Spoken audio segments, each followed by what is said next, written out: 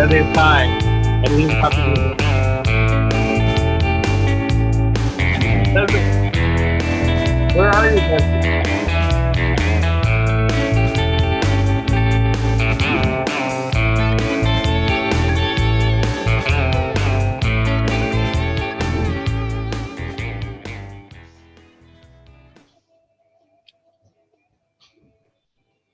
Hello, praise the Lord. So glad you all are here for our Wednesday night Bible study.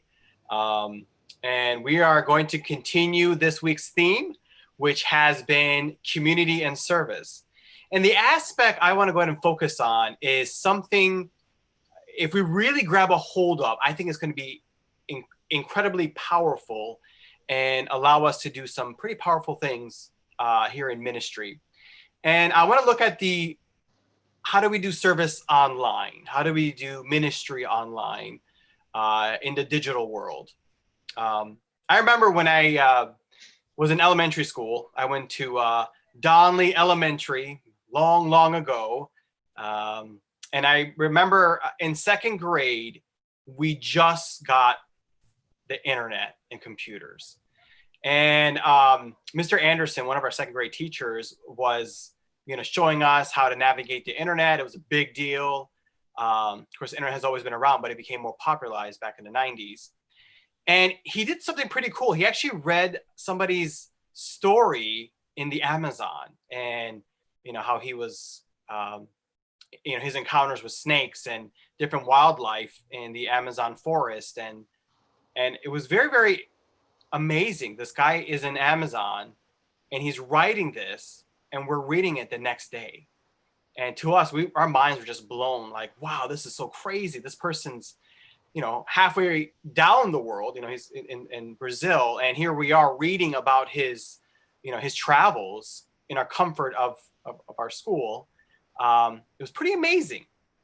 And of course, the internet has changed quite drastically since I was in second grade. I remember there's a lot of texts, some pictures, and it began to kind of move forward to just more pictures. And then eventually video popped up, and then interactive things and social media and search engines, and the internet just kind of exploded. And it became pretty pivotal in our lives and how we interact with the world. And now that cell phones have the internet, it's kind of brought this advent of digital, the digital world we live in. It's kind of everywhere we are. It's integrated to what we do in our everyday life. And part of it is we as a church need to tap into that digital world because we do it already when it comes to banking, when it comes to shopping, when it comes to ordering coffee, when it comes to all kinds of things. We can just do it from seamlessly on our phone and have access to that. And it's a very wonderful avenue that I think the church is being thrust upon because of this pandemic, which I think is such a good thing, because we are learning the exponential power of being able to do ministry online. And so I want to piggyback off of Meg's lesson. She read Acts 2:42, how Acts 2:38 talks about how to be saved, baptized in Jesus' name, filled with the Holy Ghost, evidence of speaking with other tongues, and being baptized in that name. And then it goes on to talk about they devoted themselves to the teaching of the apostles, and to the fellowship, to the breaking of bread, and to prayers. And so this is kind of how we stay saved. It's kind of this roadmap of what things as disciples we need to be doing to stay saved. So of course, breaking of bread, obviously eating with people. That's why it's so important that we have food in our small groups. And that was a big thing. Well, it was whether should we go every week, or should we go every other week and still have food? And we thought food was just such a critical part of small groups that we kept it there. The teaching of the apostles, and to the fellowship. And that's kind of what I want to focus on is that fellowship. What does that word mean? It's koinonia. It's in Greek, koinonia, fellowship, and it is found 19 times in the New Testament, and it is the word that's used frequently in the church, and it's very, very critical to discipleship is fellowship. Not only are you teaching what the apostles wrote, the scriptures, but to fellowship, to prayers, and of course to taking breaking of bread. But with fellowship, koinonia, the semantic range, which means what something can be translated in. It can have multiple different words that it can be translated into, and trying to figure out the right word depends on the context of what is being written. And so with fellowship, koinonia, the semantic range is actually pretty amazing. It's fellowship. And this is, I got this from Mr. Mounts. He actually writes New Testament Greek books. If you guys ever want to learn Greek, Koine Greek, which is what the New Testament is written in. He actually is kind of a big scholar in that area. But his definition of koinonia is fellowship, the close association between persons, emphasizing what is common between them, by extension, participation, sharing, contributing, gift, the outcome of a close relationship. That's what fellowship means, this human connection. Even in Hebrews 13:16, we see it used a little differently. And do not neglect doing good and sharing, koinonia, sharing with others, for with sacrifices like that, God is pleased. So fellowship, sharing, contributing, participation, gifts, all that is in the semantic range of koinonia. So looking at that passage, I want to talk about the online and the digital community that we are called to reach. It's funny, back before the pandemic, we kind of did have an online presence, but it was more just for people who were out of state or they couldn't participate in what we were trying to do, or they were just sick. They weren't able to come to church because they were sick, so they would be able to at least listen to the sermons. However, since the pandemic, that has of course changed, and now we have a more robust digital campus. And when we do go back to services, and we are going back to services, just so you're aware, it's just the timing of it. But the digital campus and how robust it has been, it's going to continue. It's going to look a little different, but we're not giving up on this. We're actually going to go ahead and button down and integrate it to how we do physical church. As well as digital, physical space as well as digital space. They're going to go ahead and interact with one another. And it's very important to have this digital space. People who are elderly, articles have been written how the elderly who are unable to come to church due to their physical inabilities or unable to get transportation or whatever it might be, that are able to participate in a digital community with their church, with their faith-based church. It actually helps with anxiety, depression, and loneliness. They still feel a part of the church.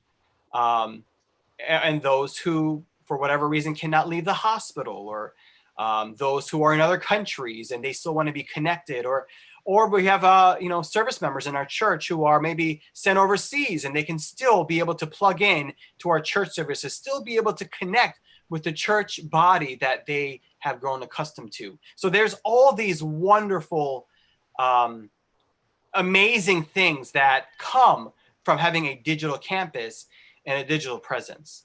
Granted, there are issues with the online community. Yes, it's robust. There's exponential power for us to be able to reach others. However, there's a lot of trash on the internet as well. There's a lot of porn. There's a lot of negativity. There is crazy stuff on the internet as well. And some people have justified that, saying that we shouldn't have an online presence, not in our church, but I'm talking about in the greater Christian movement. They felt that, that's why we as a church have to take a stance against it. However, the internet is a tool. And how a tool is used depends on the person. And I think it just doesn't make any sense for us not to use this tool and take advantage of it and the exponential powers it gives us to be able to teach the gospel and reach others, through this digital space. And it always makes me think of Proverbs 14, verse 4, where there are no oxen, the feeding trough is clean, but an abundant harvest is produced by a strong oxen. So there's Proverbs for you talking about, yes, you want the strength, you want the benefits, but guess what? There's always pros and cons with any tool and with any type of thing we do. And that's all, of course, with digital space as well. But again, there's exponential powers that we can use to be able to reach others with the gospel. And that's kind of what I want to talk about tonight, is how do we do ministry and service online? How do we do ministry and service online? And I'm going to be looking at two different books, two resources I've tapped into to look into digital engagement and digital footprints and digital space where we are able to preach the gospel and we're able to do, service and ministry. Online Mission and Ministry, a theological and practical guide, and of course, Networked Theology, Negotiating Faith in a Digital Culture. Both have been great books written talking about this potential resource that as a church we need to be plugged into. The Online Mission and Ministry is actually about a kind of a priest who she actually is a pastor of an online church, and how she keeps people engaged through chat rooms, and so it's purely online. It's not, there's no physical space. Now, I'm not advocating that we go purely online and get rid of the church. I want to make sure we get that clear. However, I think both can be integral and work together and complement one another as we move forward, building God's church. And she had some very, very important things to talk about those who want to start ministry or who want to start something online. And that's a beautiful thing about in this digital space is, one, it's cheap. It's practically free. I doubt Facebook is charging anything. They have advertisement. That's how they make their funds. And it's the potential to reach others who might not ever step inside of a church, who would never, ever think about driving on a Sunday morning, dressing up, parking their car, walking into a church. Most of the people that come inside the church usually have had some type of an experience before they walk in. Most people who've never graced a church don't really walk into church space. Now, granted, there are other, there's those one-offers where, God does push, and lead somebody to come to church for whatever reason. But this is such an opportunity for us as we engage this digital space. We're able to reach people who most likely we'd not been able to reach before. And it's not just pastors. This is anybody can do this. Anybody can go online and do a little devotional on Facebook, a daily devotion. I know Matt was doing that on Facebook, or an online knitting class, or through where they kind of connect through Zoom, where they talk about God and knitting, or Lori Shellick, she started a group where she's talking about homeschooling and teaching and being a resource to homeschooling moms. Because of the pandemic, most people are homeschooling right now, and they're afraid to send their kids into school environment. And so she wants, she's been doing homeschooling for years and years and years. And so she has all that experience. And I'm just picking on Lori, but she's kind of that wealth of knowledge. She's kind of, doing these videos, and that is a way of service. That is a way of ministry that she's doing on a digital space. having these videos, people can put videos up on whether through Facebook or through Twitter or through YouTube and kind of share it and get a broad audience where they can go ahead and talk about something, or they could do a Bible study, or you can go ahead and do some type of a craft or some type of a service where you think it would benefit somebody, maybe showing how to, put a house together or something like that, but incorporating prayer and scripture in the process. I mean, the sky really is the limit with what we can do with online. And it requires a couple of things. It requires perseverance. It's going to take time. You're going to have to figure out the technical lingo and how the software works. And of course, it always gets updated. So you just have to be aware of that. But don't get disheartened because you feel like nobody is listening, because somebody is listening. You'd be surprised who's listening. You'd be surprised who is playing your videos. And the people that you are reaching, I would never be able to reach, because they're your circle of people. They're your people that you've connected with, and they're willing to at least listen to something you're saying compared to sending them to a church website. Prayerfulness, praying, saying, God, lead me and guide me in this digital space. Because believe it or not, God is involved in the digital world. He is God of everything. So yes, he does go ahead, and there's no boundary. He's able to go into the digital world as well as the physical world. And so pray, where God, how do you want me to go through this? How do you want me to process this? And you'd be surprised how God leads you. And God, I think, is pushing the church in this direction because of the potential power we have, the exponential power we have to reach others. Again, we're not saying we're going to sell the building and we're going to do church completely online. That is not the case, but we are talking about another avenue, another way of building, of reaching people, of building disciples and having discipleship, and just great loads of opportunities. We have to have self-control. One of the things about the digital environment is that you can't technically erase things. You think you can, but it's always there.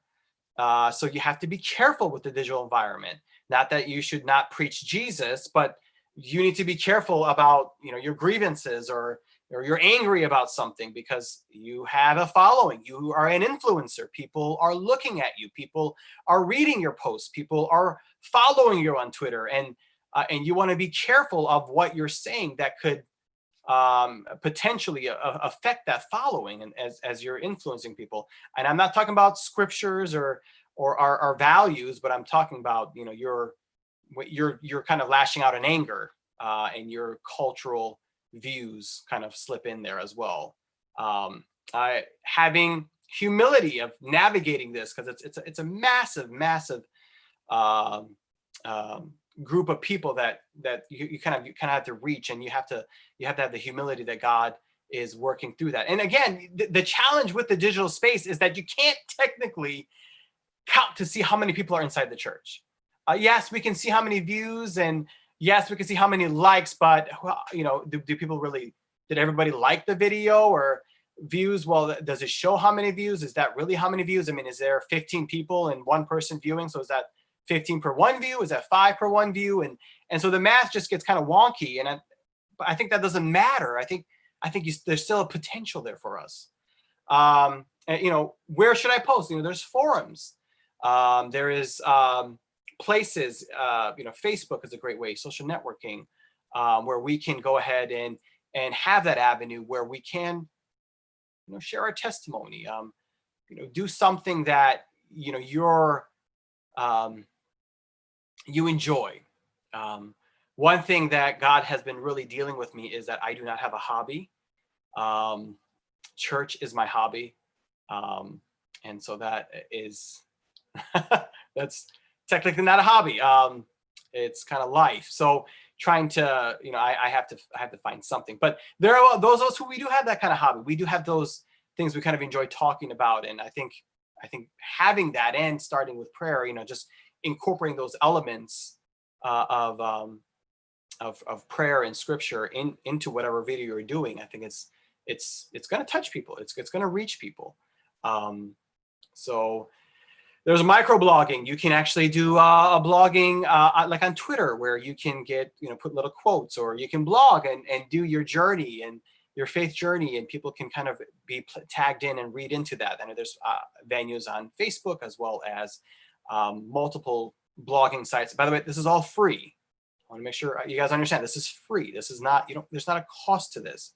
You can find stuff there's a cost to, but you technically don't need to. Everything is free at your disposal as we kind of go into this virtual world. Again, being Christian online. What does loving your neighbor look like online? Does it stop in the digital world? When the Good Samaritan bounds up the wounds of the man who's been beaten and takes him to the hotel. And well, that's obviously a physical space. So it does not apply into the digital world. Well, that's, that doesn't work. I think what's behind a digital space is a physical space, and there's people behind that. So yes, loving your neighbor extends into the digital world. It extends into social media. It extends to your posts. Loving your neighbor extends into the digital media world. And one thing we need to be, aware of is as we look into the New Testament, we see Jesus kind of using a lot of agricultural examples. Well, if Jesus came now, he would use a lot of digital examples. So it's the culture around us. I don't think we should automatically see Jesus' examples. The principles are there, but the examples Jesus talked about farm animals, so we all need to have farm animals. No, it's he's using these examples because there's these timeless principles, and they all go into the digital world as well. These principles that we are reading about. Kind of going through my list here, making sure you have support. There's people working with you. Measuring your reach and influence of how many people you're able to reach. Again, it doesn't matter. You're out there, you're talking, you're giving your testimony. It goes into the digital space, and you'll be surprised who listens to it. Somebody over in Uzbekistan or somebody just listens to your testimony. It touches them, and they're able to kind of plug into what we offer, in our campus. So hold on one second. I'm going through my notes here. And it is interesting that the pandemic happened, in 2020, where the church was able to kind of have this digital space where people can still be connected.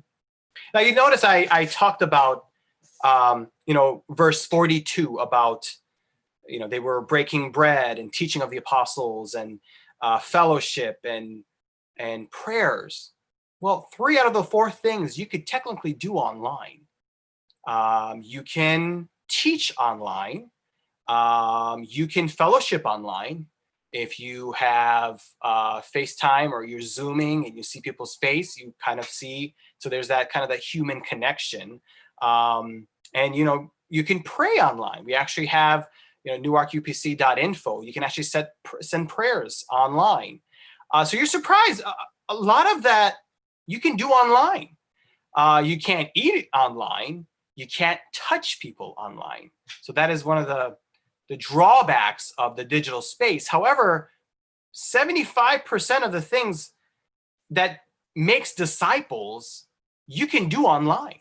And so yes, again, I'm not advocating a pure online church, but I'm saying, we could have a very robust presence and really disciple people, through our online, venues. If this pandemic happened 25 years ago, it would be detrimental.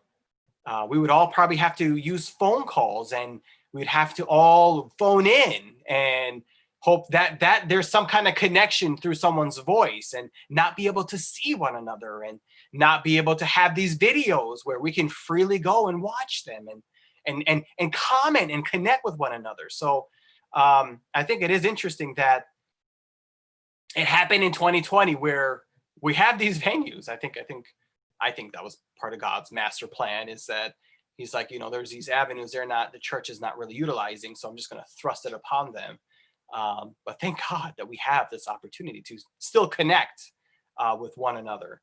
And let me see, let me make sure I go through all my notes here. So fellowship, it's looking through the definition of fellowship and its semantic range of koinonia is association between persons, emphasizing what is common between them. That can be done online. Participation, that can be done online. You can do comments. Sharing, you can share online. You can share your testimony. You can share advice. You can share encouragement. Contribution, you can partner with us in giving. You can do that digitally. And you can spend time one-on-one. This pandemic has actually caused me to be actually more closer to my family. We do a FaceTime, and again, I have a large family. There's about 9 of us, but we all FaceTime, and I've probably spent more time with my family than I've ever had in the last 15 years due to the digital world, and be able to connect with them through FaceTime.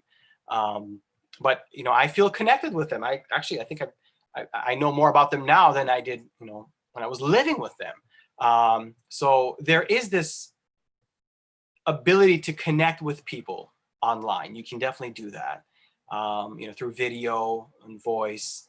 And I think that's kind of the big thing. Again, you can't touch people. You can't give them a hug. You can't be a shoulder for them to cry on. You can't shake their hands. And so that's kind of, there are limitations with the digital world. And of course, that's one of them is that you can't physically be with people and touch them and show support. You can do a ministry of presence. You can be through them, through the web, but you can't be there physically with them. And you can't eat with them unless you put on a video and you're both eating together. I guess you could do that too, but there's something about that closeness of sharing each other's food and being in another space that brings that human connection that I think we all desire. It's innate in us. It's built in us that we have to have human connection and not feel so lonely. However, the digital world, it's amazing how much connection we can do. Despite these limitations, there's still great opportunity for us. So Desi, that's kind of my little lesson here. I do want to open this forum up for questions, and also not just questions, but comments. Some of you are digital natives, and some of you have resources that you've already put online, and some of you have ministries online. Give us some of your feedback, some of your tidbits that you've kind of come across, kind of engaging ministry and service online. So I'm opening this forum up, and I'll let Desi go ahead and see what kind of pops up. Good evening, Newark family. This is Disembodied Voice Desi. We're going to try this again. I was having trouble with my web camera earlier tonight, and so if I freeze up, hopefully it'll catch up. Now, unfortunately, it looks like it's still glitching, but Arash, how's my audio? Is that coming through clearly? It's coming clear, yes. Okay, I'm going to have to do some computer work after this broadcast tonight. So while you were talking, we were already beginning to engage back and forth online. Imagine that. Our church family is able to engage together even while you're doing the Bible study. Awesome. And I will say right off the bat, and I am soliciting, I'm welcoming additional input as we go into our Q&A part. You made a fatal mistake, my friend, you being you. You publicly mentioned online that you lack a hobby. So we are already trying to come up with new hobbies for you. In addition to— Way to go. Instead of paying attention. I hope, Newark family, you're paying attention. Keep them coming in. I want to tell you right off the bat, first thing that came up as a hobby, we all feel that you could continue to experiment with different hairstyles.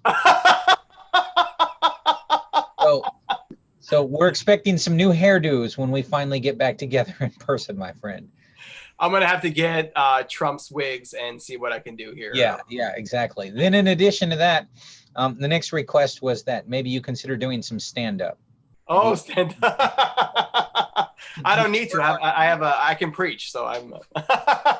You don't need to do stand-up. You have the ability to preach, huh?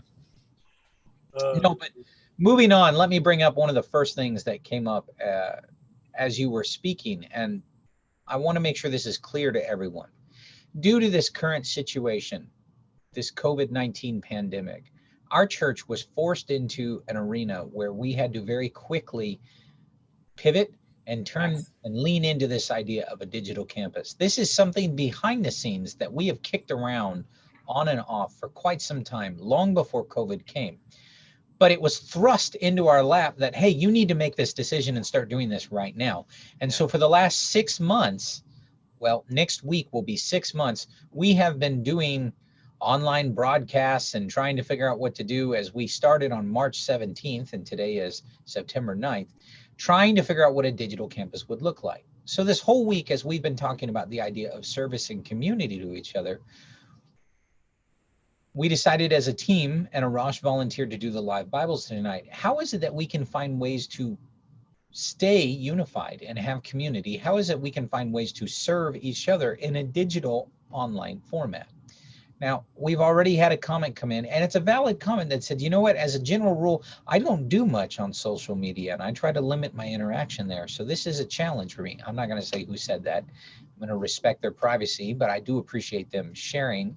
And it's a valid point that some of us do not have much of an online social media presence. So please don't misunderstand what we're doing here. We're not telling everybody in the church, hey, in order to be a witness for Christ in the 21st century, you all need to have a Facebook account and be on LinkedIn or some other social, and you need to open a Twitter account and start your own YouTube channel. That's not what we're saying. Please don't misunderstand us. If you do not have much of an online or a social media presence, we're not telling you that you have to. What we are saying is, for those of you who do, and there's a fair number of you who do, how can we leverage and incorporate what we're already doing, what's already a part of our lives, and use this in this digital format to continue to provide community and service to other people? We have members of our church, a member in particular, your mother-in-law, Arash, who does not physically, geographically live close enough to attend our church every time we have a weekly meeting. And so she meets with us digitally. In fact, we even had her, she won second place in our game championship this last month. And so Carolyn is very connected to us and has been for some time. Since we have all been forced online, it's actually opened up more communication for her, because typically she's the one watching our broadcast online. Now she can interact live even while we're doing these comments right now and you and I are talking. So what we're trying to emphasize to people is that during this time, please adjust your thinking. Don't think we've just got to make it through this. If we can just get through this, then eventually we'll go back to quote unquote having real church, or we can quote unquote back to normal. That's not what we're aiming at here. We will resume, hear me very clearly, we will resume in-person services. None of that is going away. But during this time while it's on pause, it's given us a chance to think about this digital platform. And also hear me very clearly, this digital platform is not going away. This is not an either or situation. Going forward, it's going to be a both and. So in this both and environment where we are both going to have a physical campus and we're going to have an online digital presence, how can we service those that we're connected with? How can we continue to have community? And I think, Arash, that you've given us some great examples of that tonight. I think that you have given some very good suggestions. One of those that Sister Leela submitted in the comments right before we went to question time, I don't know how much of the church realizes this unless you're on a regular prayer list, but we have had a significant, and I mean a significant increase in the number of prayer requests that have been submitted to us in an online format. And if you're watching tonight and you're a regular part of our church, or perhaps you're one of those people who watches on the sideline, I want you to know that we do receive every single one of those prayer requests that come in that are submitted through our website at newarkupc.info. And every single one of those prayer requests goes out to the entire pastoral team. And we pray over those. And most of those prayer requests also in turn go out to an entire prayer team within our church. They get emailed. People are willing to receive an email. We have Sister Lynn Dorsey, who several times a week, sometimes she even batches them together if we get multiple prayer requests. And she'll send an email out to that group. so they can be praying over those needs as well. So every one of those prayer requests that comes in automatically gets sent to the entire pastoral team. We see all of the prayer requests that are submitted. And so we can tell you with certainty, because we're the ones receiving them, we're the ones reading them, we're the ones praying over them. The number of prayer requests that are coming in has significantly increased in this environment. So this is just one minor little example of how even during this time, in this digital environment that we've been forced into, it has broadened our connection to people. A lot of these prayer requests are from people who are not regular attenders of our church services. We get that as well. And if you are a member of Newark UPC, please continue to submit your prayer requests that way. But I also want to let you know, if you're not one of the people who regularly sees this list of prayer requests, it's quite extensive, and it's coming from many people who are not even physically connected to our church body. That's correct. So we've got lots of people. I know Scott was even commenting, there was a time where due to an injury with his leg, he spent a prolonged period of time in the hospital. And so a digital connection has been a lifeline from him. And he continues to heavily engage that way. And Scott, we appreciate that. We know you're not the only one who does that. And then we've got people, Arash, this is actually Amy. I see that you submitted one. Here's just an idea, not so much a question, but something we can look into. Amy, you asked the idea about lessons and downloadable podcasts. Well, let me respond quickly to part of that right now. Number one, our small group lessons are open to anyone. Please, church family, hear me. Our small group lessons right now that we're doing in this Zoom format where we're meeting on the first and third Tuesday and Thursday in September, this is open to anyone. And I mean anyone who wants to attend. They don't have to come to anyone's house. It's free. It's online. They could join from anywhere as long as they've got a decent internet connection. All of the lessons are posted on our website, so you can download them anytime you want for free. They're in PDF format, so they'll open on a tablet, they'll open on a computer, they'll open on your smartphone. You can follow along with those lessons. You can join us and submit prayer requests. All of our, for those of you who may not realize this, all of our evening broadcasts are also posted on our church website, newarkupc.info, and they're posted on the media page. And many of them have both the video and also the audio format. So it's much like a podcast. At some point in the future, we may look at some other repository. Amy, that's a great suggestion. But I want you to know, as you engage with your coworkers, your neighbors, friends, family, people you meet, you can easily tell them about our church and our online presence, newarkupc.info. That's the part you got to remember. You can tell them about our evening broadcasts. They can join in and watch. We have both a YouTube and a Facebook channel. You hear me regularly promote these things at the end of every broadcast, but think of it as a way to reach out to people. So you talk to your neighbor, or you talk to someone else and like, hey, you know, I don't know what your church is doing. Perhaps they're unchurched at all. If they want to get an example of the kind of things we're doing, if you go to our YouTube page, not only do we have 6 months worth of broadcasts right now during this COVID-19 pandemic, we have 7 years, hear me, years. We have 7 years worth of broadcasts. Think our church services that have been recorded, that are uploaded on our church's YouTube channel, and they're stored chronologically with the newest in the front, working their way back to 2013. And so anytime you want, for you or anyone you're engaging with, you can go find a plethora of church services, Bible studies, all kinds of information on our YouTube channel. You can go to our media page on our church website and you can find everything we've done for the last 6 months stored there. Our small groups, if you've got a friend who needs prayer and wants to connect with people, or if they're interested in a Bible study, invite them to one of our small groups. All they have to do is have an internet connection. In fact, technically, we don't even have to have that, do we, Arash? They can join by telephone. All they need is the phone number and the meeting ID and password to join, all of which is available on our website. So yes, we will go back to in-person services, but we're also going to continue to provide digital campus means as well. And right now, during this digital campus, if you think of the threshold of inviting your friends or neighbors or coworkers and getting them engaged, it's lower now than it's ever been before, because they don't have to physically show up somewhere at a specific time and be in a room full of a bunch of people they don't know, which for some people that's exciting, for others that's a bit intimidating. So I just point that out to say it's a great idea, the podcast and the lessons. Many of that's already available, and it's a great opportunity for people to engage. Question. Oh, Sister Bernice asked, if we have baptism candidates, do they call the main church number? And the answer, Sister Bernice, is yes, they can do that. Or if you go to our website at newarkupc.info, you can submit a baptism request directly through the website. And if you are not aware of this, I mentioned it once in passing. We, as a church family, you may not be aware of this, but we, as a pastoral team, talked, and we baptized a family. That's right. During this pandemic. Come on. And because the church building was not open, we actually did it at someone's house in the pool in their backyard, and we had the baptismal robes, and I'm the one who baptized them, and we were able to make that happen. And because this is a public broadcast, I'm not going to give any more information than that, other than to say, yes, we are still in the business of baptizing people. And yes, that can be done even right now. You can call the main church number, or even more directly, you can submit a baptism request right from our church website.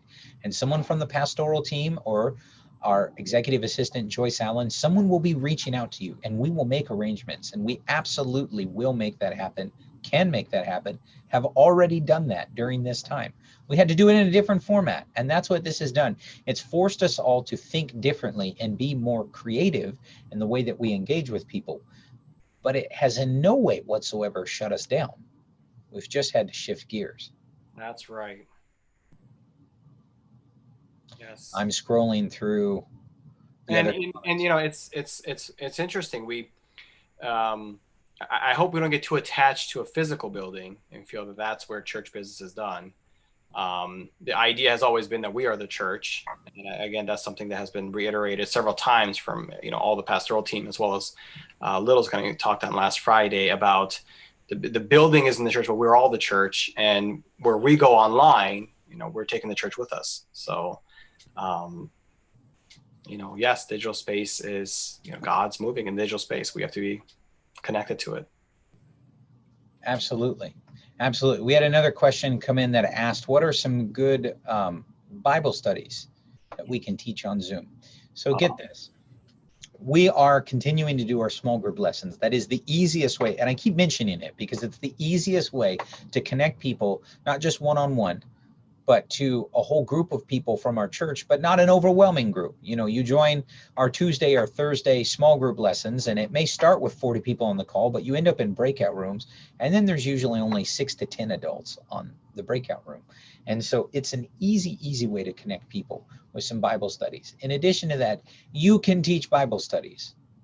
I'm putting out the all call. If you need permission, church family, you can teach Bible studies. And right now, well, what about so-and-so and they're online, or I can't get to them? Well, you can reach them through Zoom. You can reach them through WebEx, both of which have free versions that you can use yourself. You can reach them through Google Meet, which is free. You can reach it through FaceTime if you've got an Apple product. You can reach it through Skype, which is free. All right, so I just gave you 5 different video teleconferencing options, all of which are free, that you can use to reach out to people, all of which you can do to make connections with Bible studies.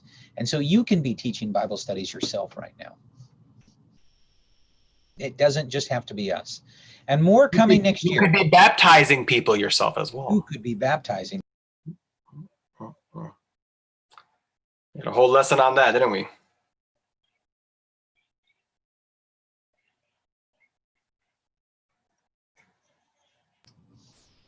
All right, I'm looking through these comments. Arash, do you have any other suggestions? A lot of this is comments, not so much questions. Yes. You know, again, Skype is another one that's free that you can kind of plug into. You know, it's amazing. Even with Zoom, where you can kind of share your screen, you can get a digital version of Search for Truth. And of course, I had a Bible study, and yet we use a Search for Truth. I'm sorry, Exploring God's Word. We did use Search for Truth as well, but we use Exploring God's Word, and you could share that digitally with them and kind of go through chart by chart, never really having to, you know, leave your home and still being able to teach a Bible study to somebody. So I mean, there's a lot of opportunities that we can do, and that we have access to in this digital world, and it's it's low cost. It's cheap. It's free. So you could, there's a lot of potential. So let's go there, Rosh, for a second longer, because it's a great place. I feel we could park here. Let's say you're a member of our church family and you're thinking about your coworker or your neighbor or your friend or your family member who's not in church, and you're thinking, okay, I'm willing to do this, but Arash, how do I get started? How would I even do a Bible study with someone? What would you suggest? How would you tell people to get started? First, I would invite them to our services. It's online. They can listen to them whenever, and then kind of hear what they think about it.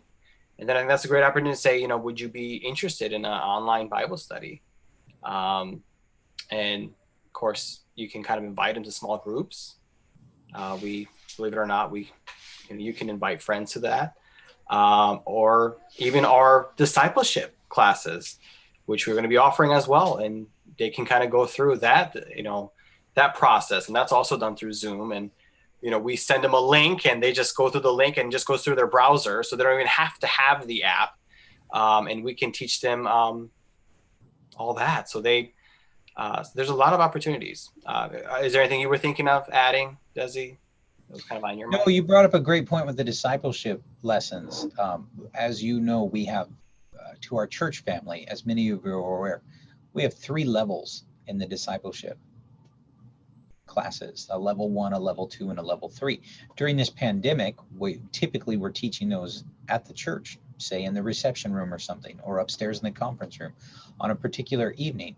Now think about this: we had to coordinate a lot of schedules, including the teacher driving there to teach it, and then people trying to get with them after work or what time work. Going forward, don't be at all surprised. We're still working out the details. If, as Arash said, our discipleship classes are going to be open to even more people, and it will be on a Zoom or a video teleconferencing platform. All they have to do is be able to join us, even by telephone. And as long as they can all get together at a time we agree on after work or something, it opens doors for us to reach other people. So I say this as an encouragement to a lot of you, because I know there's been a struggle for many of us as we've had to shift gears and change format. And hear us, Arash and I have both said this multiple times, the physical campus is not going away. No. Neither one of us are saying we're not going back to physical service. No. What we are saying is that right now, what can we do? And even going forward, what can we change and incorporate even once we resume physical services? And I believe with Arash as well, one of the easiest things that we can incorporate in a digital format is Bible studies and discipleship classes. So that, I feel that's something very encouraging. Very encouraging, because one of the challenges we've always had, especially with discipleship classes, is everybody works and they work crazy hours. And it's always been a challenge to find a time that works for everybody. And so the biggest challenge was commutes. People had to, drive 30, 40 minutes. Now we can even have a class on campus, but still be able to do a digital process where they can tag in digitally, on their way home. I don't know if they should be driving, but I mean, there's opportunities as well for that. They could stay at work and get on their phone and, participate in discipleship class. So, I mean, there's these awesome opportunities. However, it does not replace touch. It does not replace, I mean, there are limitations with this, and we're aware of that. But the reason I'm giving all these positives is because there's what I've noticed, there tends to be a lot of negative about the digital campus and the digital world, because it's there, again, there's a lot of stuff out there. So my point is that there's a lot of opportunity for us. There's a lot of ways we can really propel this message to others, and other churches have done that very successly. Yes, there is. Reaching millions. Churches who they got this early before the pandemic. They've had a very robust online format, and one is Life Church down in Oklahoma. They reach 200,000 to 300,000 people online, and they're just they have a very robust system. But I mean, the potential for us is incredibly important. And the vision of Newark, it hasn't changed. We are still going to plant churches, and we're going to in this greater Philadelphia area. And God is just saying, hey, you know what? This is something that's going to help you. So here's another tool. tool bag here that you can use and build a church for me. So I think that's right. So we had another question come in from Sister Betty, and she asked, especially for our older church community, what advice would you give them, or how can we help them as they're learning to navigate this environment, but they still want to be careful of scams and other people who might desire to take advantage of them? So what advice would you give? That's very good. We never send random text, say, click this link. Actually, I don't know. Do we do that with the text messages? Not a random text. Okay, it's not Sometimes a we random do text. send a Okay. text that has a link to where you can go for something, but it 10 will minutes say before service. Okay, yeah. So it's from the church or something like that. yes. We don't send out crazy emails. Usually when we send out an email, it's about a service. It's not give us your information, your financial information. We never ask for that. Our digital giving is completely done through the website. There's no way you can do it through text message or through your email. You have to go to the website itself to do it. We don't come in and say, so-and-so needs so much money, or, I mean, there's unusual behavior that if you're thinking, if you have to think twice, if you're like, what is this? That tells you something. It's probably not us. Absolutely. So if I can add to that, and those are excellent responses, Arash. And Sister Betty, you asked a very good question to our church family that's maybe not as used to a digital format, and this is new for you. Please understand that official communication from our church is going to come from an email from someone in the church. You'll recognize it. It won't be from some weird email address. Yes. We funnel everyone, and you hear us do this every single broadcast, back to our church website, newarkupc.info. So we're not going to ask you to go to some other website and start giving money, or click on some other website in order to do fill in the blank activity or whatever. We're going to funnel you to the website. Any digital giving will be through our website. No one on the church staff is going to ask you directly for money. No one on the church staff is going to ask you to send money somewhere else other than our normal means of doing it. So if you ever get, and this is just a general practice, if you ever get an email, if you get a text message, you get some other communication that says a pre-recorded voice message, and it says it's from our church, but the instructions are odd. It's not normal behavior. It's not something that we would regularly do.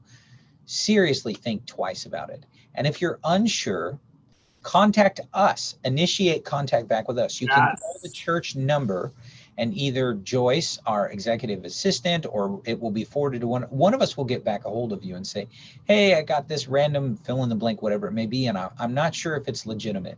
None of us are going to be upset with you because you wanted to double check if something was legitimately coming from the church. I would rather that you double check it's legitimately coming from the church than to click on something fraudulent by someone trying to trick you and pretending to be our church and unfortunately steal something from you. That would be terrible. So you just have to be cautious in an online environment. We're never going to ask for your personal information. What is your social security number? Correct. Right. No one from the church is going to ask you for your bank account information or anything like that. That's not real. If you get some communication like that from someone claiming to be from our church, it's a lie. That's a scam. And again, if you see anything questionable, contact us. Call the regular church number that's been the same, for over 30 years. Yes. Contact the church, and one of us can help you with that. Let me go to another question that came in. Arash, what kind of advice would you give for people who are feeling a bit alienated or left out by the church right now during this very difficult time? Alienated in the sense they don't feel as connected. It's not the same as when they physically walk into a building and they can gather together in person. So for people who are struggling right now, they're feeling not as connected. Maybe that's a better way to say it. What advice would you give for them? One way to feel connected is, are you participating in small groups? Is your camera on? And then are you having conversations after small groups? Are you connecting with your group members? Are you with other members? Are you doing FaceTime or Skype with other people where you're just, it's kind of a one-on-one? are you calling people? I know some of us hate calling, but at this time, I think that's kind of the best avenue we have right now. Again, we have to reiterate this, and we'll keep reiterating this. We are going to go back to church, so I want to make sure we understand that, and we will go back to how it looks like. And again, it's not going to look like what it used to look, and we're all going to be having to get adjusted to that. But that's one way to feel connected. Another way is yes, calling people individually. Are you calling? Are you connecting with people? Or are you just, you're not participating? You're not sharing. Mm-hmm. You're not giving. You're not, doing what we've tried to do, and you're not watching the services live if you can, so you can give comments. All that gives some type of a connection. Again, is it going to be the connection that you're looking for, where it's that physical touch with people? No, but it is helpful. It does help. It'll get you through it. And studies have shown, again, it's an article I read about nursing homes where they actually had those who have inability to leave the nursing home. They put on their church's services online, and they were able to participate that way. It actually increased their endorphins, and it relaxed them. Mood. Huh? It picked up their mood. It picked up their mood. It did. It picked up their mood. They weren't as depressed, and actually it helped them in the long run. It was I think they had 110 people, a study in UK about nursing homes and the elderly being connected online to their church community. It does help. So are people doing that? Are they participating? Or are they playing hooky? Yeah. So I'd like to add just 2 comments to that. Let's flip it around. Let's say you are someone who recognizes, hey, I haven't seen so-and-so on our evening broadcast in a while, or you're a member of your small group. Especially, you'll hear us keep coming back to small groups because that's the easiest, smallest. I haven't seen so-and-so in our regular small group meeting in X number of weeks. Call them. Call them. Reach out to them. So on the flip side, if you notice someone is not as engaged anymore, or someone's been absent and missing, please call them. You please call them. Don't expect the pastoral team to constantly be the one reaching out to everyone to check on them and make sure they're okay. So if you see someone who's not as engaged like they once were, check on them. Say, hey, I was thinking about you today. I'm just calling to see how you're doing. Or even if you don't get a hold of them, you leave them a voicemail. I was thinking about you. I just wanted you to know I thought about you today, and I'm praying for you. I hope everything's okay. Something as simple as that in a text message or a voicemail is a way to connect back. And I don't want to give away too much about tomorrow evening's broadcast, but dovetailing right into this, if you, and this is aimed at anyone because this is difficult for all of us, if you find yourself in a low place, you're having a rough week, you're not feeling as connected, reach out. Call people, text, connect with your church family. And there's nothing wrong with that. There's no shame in that. I am strongly encouraging you to do it. You'll hear more of this tomorrow evening in our broadcast about this idea of reaching out to each other. That's something we have to do now more than ever, especially in this very difficult. What was our first lesson when we started this whole thing back 6 months ago? Digging your own wells was one of our first series. And then it was the very first one was on the idea of I was naked and being vulnerable. Someone on our team thought that would be a really funny title to spend a whole week with a theme on this idea of I was naked. But there was a point. The point was you feel lonely because you're not vulnerable with anybody. Vulnerability, creates community. It creates that human contact. And if you're not being vulnerable with people, you're going to feel alone. Yep. Well, we have come to the top of our broadcast hour. And once again, I want to thank all of our regular listeners and viewers for joining us. Thank you so much for continuing to engage with us. Our church family is awesome. You have pivoted with us. You have adapted well.